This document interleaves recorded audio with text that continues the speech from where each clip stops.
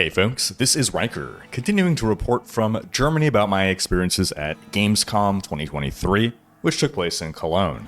This video will be focused on Diablo's presence at Gamescom. The game had a couple of stations on the show floor, but the real excitement was actually happening at an off-site event that took place at night, where I also got to interview Diablo General Manager Rod Fergusson. Season 2 of Diablo 4 was announced at Gamescom opening night. This was a big surprise for me. Be sure to check out that video if you haven't seen the latest on the Season of the Vampires, I guess. But as for this Diablo event, it took place in the evening. The venue was in the middle of a bunch of desolate, broken down warehouses, like some horror movie. Within the venue, everything was thematically decorated. There was a dinner with themed food and drinks, while also being rooted in German tradition. I tried some pork knuckle, I did not really like it. Plus there were a bunch of activities to participate in. In fact, 3 of the activities, if you completed them, you would have a chance to win the Grandfather Sword. And no, this is not how they're adding deterministic ability to farm the Uber Uniques. But more on that in a bit.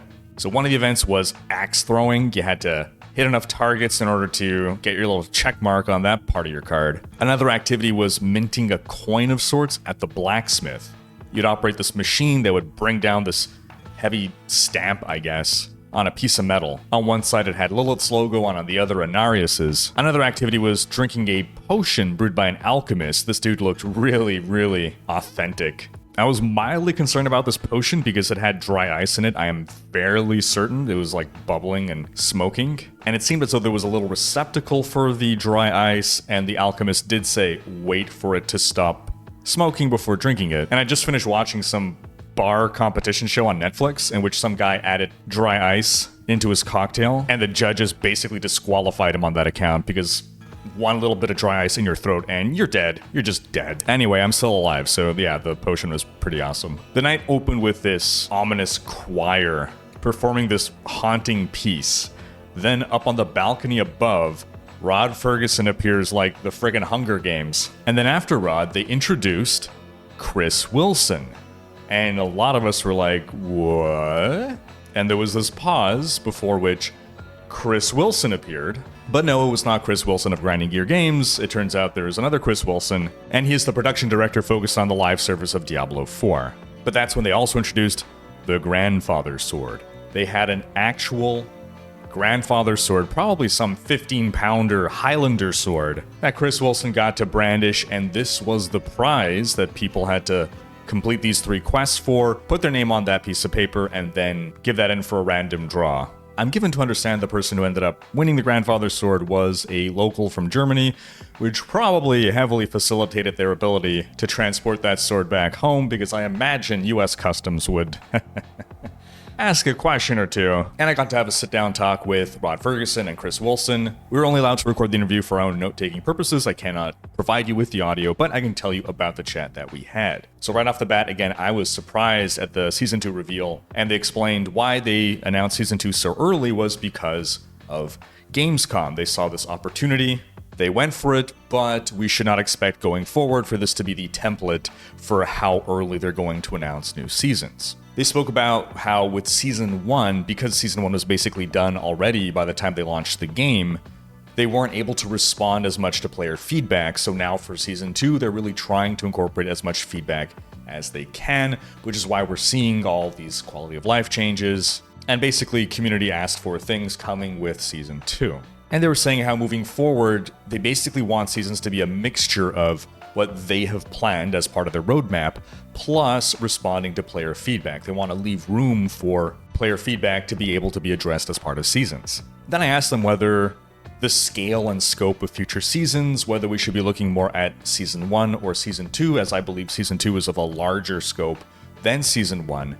They said they're not quite locked in yet on that, but that they ultimately want to find a balance that serves the multiple different types of players that play Diablo 4. They pointed to Season 29 in Diablo 3, that because at this point it's mostly just veteran players playing Diablo 3, you can have a season that just, changes some mechanics, changes a few math numbers, and boom, there's your season.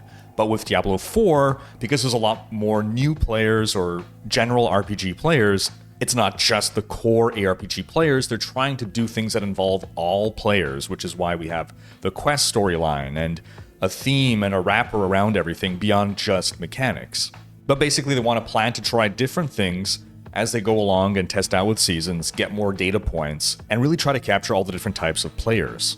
But basically, they're going to adjust as they go along. They confirmed that the story questline of Season 2 is independent of Season 1, so if you didn't play Season 1 story, you're not going to be lost. Every season will basically have its own independent story. And they shared that when they're designing seasons, it's actually generally mechanic first. Like, this is an interesting season mechanic, so what's a cool theme and story that we can have go with this? But also, they always lead first with what will be fun for the player, what's a new power fantasy. As for more details on Season 2, we're going to have to wait for the first week of October. They'll have their live stream. They're going to go through all the mechanics, all the details. But for now, they just wanted to announce it. They just wanted to say, hey, there's this cool narrative coming. And also let the core players know we're listening. We're bringing these quality of life changes, these endgame bosses, gem tabs, renown carrying over completely, and that there's still lots more to come. Rod in particular was excited to try out a barbarian vampire type of character, as he feels it's a really bizarre combination. He wants to see how it's going to play out. So he's kind of locked in for Barbarian for his Season 2 class.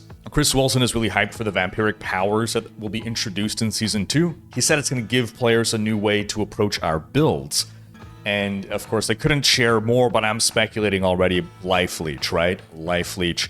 Back in early D3 history, Life Leech was basically the meta.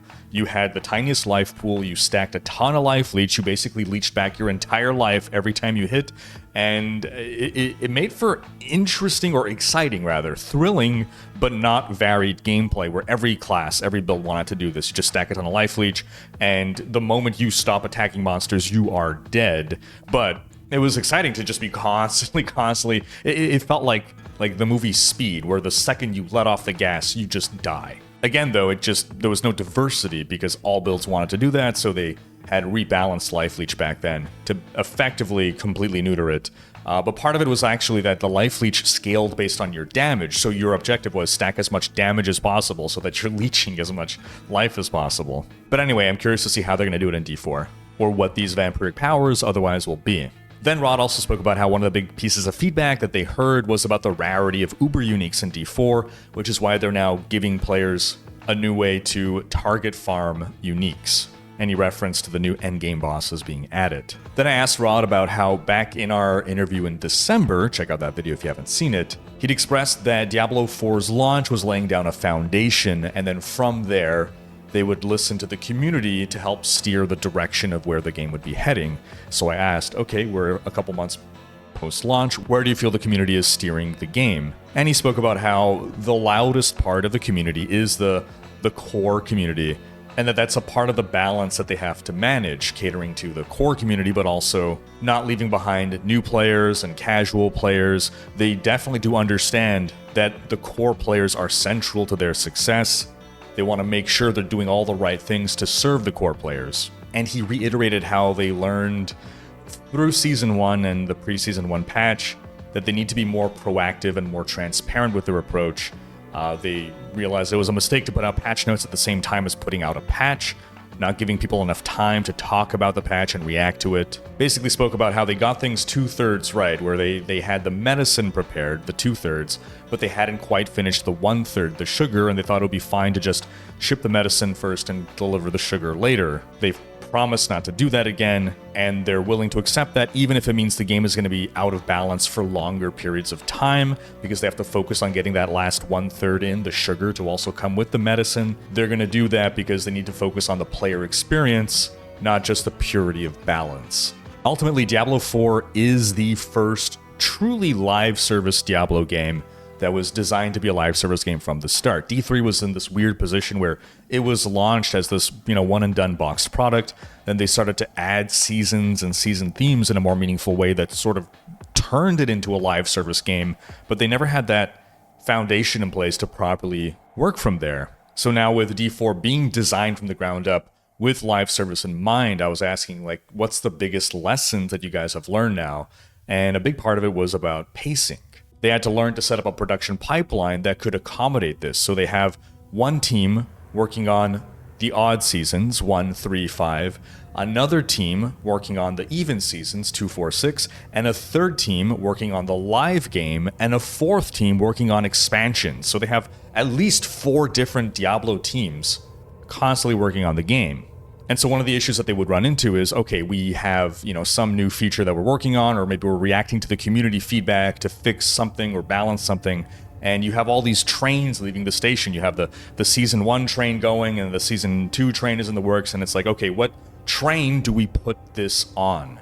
And they were really focused on setting up a pipeline in a way that doesn't burn out the developers. You hear stories from other live service games of the constant nonstop grind, season after season after season, and they just wanted to ensure that they could pace ourselves to keep up with the players, keep up with the community, keep up with the aspirations, but make sure they do it in a way that is sustainable. They want to be reactive, but they don't want to burn out their devs by just constantly reacting to fires. And that wrapped up my interview and my experience with Diablo at Gamescom 2023. Stay tuned for more Gamescom coverage. I'll have about 5 or so videos in total in my Gamescom series. Do keep an eye out for that, and do make sure to have seen my opening night video where we talk about all the reveals, including the Season 2 reveal of Diablo 4. Thanks for watching. Special thanks to my Twitch, Patreon, and YouTube supporters for making these videos possible. If you enjoyed this video, please share it, check out these other videos, and subscribe to join Rhyker's Raiders for more